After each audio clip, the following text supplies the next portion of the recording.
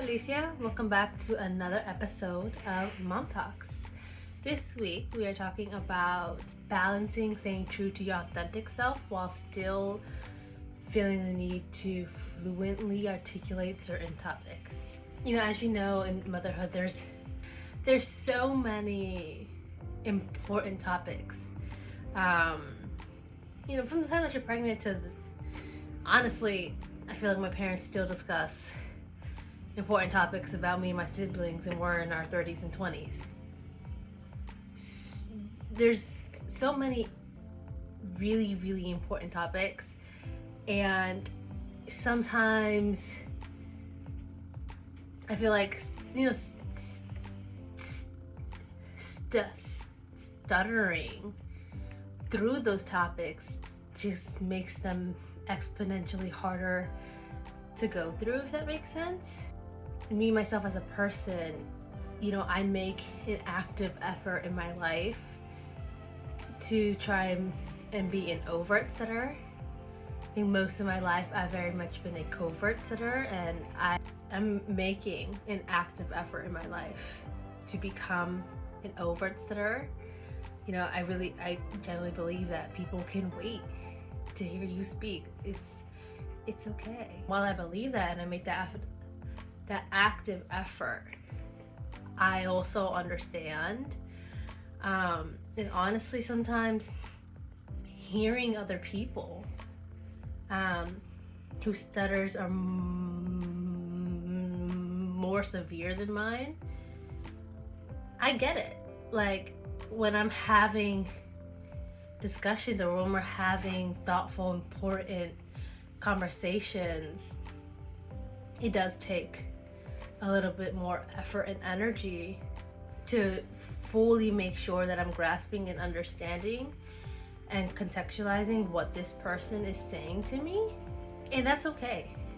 I can take the time and make that effort, but I do realize and I do understand that it is an effort that I am making.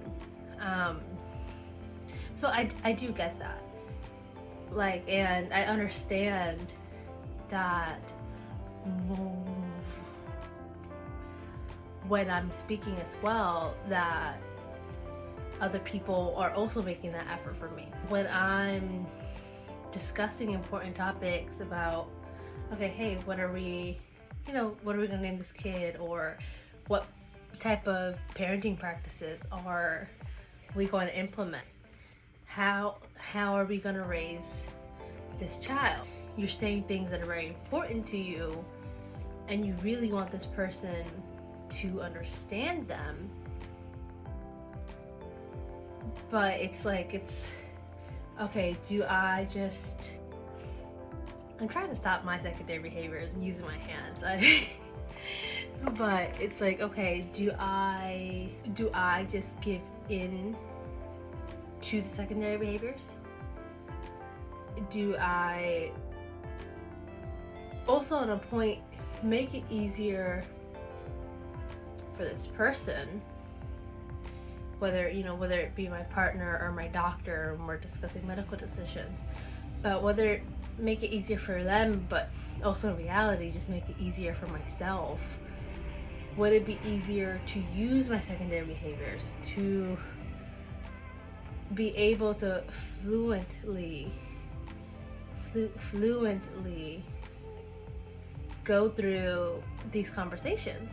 Sometimes I do it, and sometimes I'm like, hold on, I'm not being true to myself. But I find I often have such a hard time trying to walk that balance, and sometimes I go hard on myself. I'm like, why did you use all these secondary behaviors?